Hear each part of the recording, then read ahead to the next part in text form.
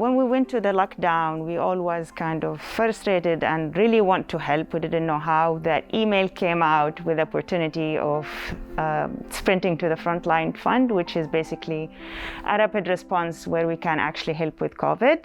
We thought about having a diverse team, and design thinking would be the good way to approach how can we help. We want really to leverage the spirit of New Orleans and have something about well-being, because this is a very stressful time for everyone.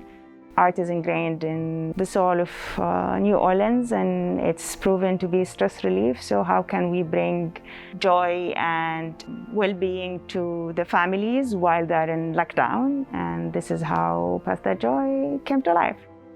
We wanted creative materials for children that could help reduce maybe some of the stress they're feeling, provide an outlet for their emotions, and also keep them occupied. But we also wanted to make sure we were providing resources for their caregivers. So that's where we kind of thought about community resource information, what kind of COVID support is available to them, as well as some tips for how to talk to children about COVID.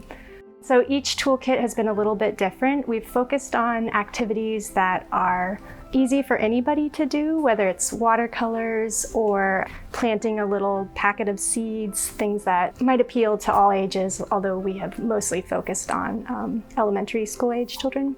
And there's also been art activities. We've collaborated with a lot of different local organizations to kind of supplement the bags and make them fun.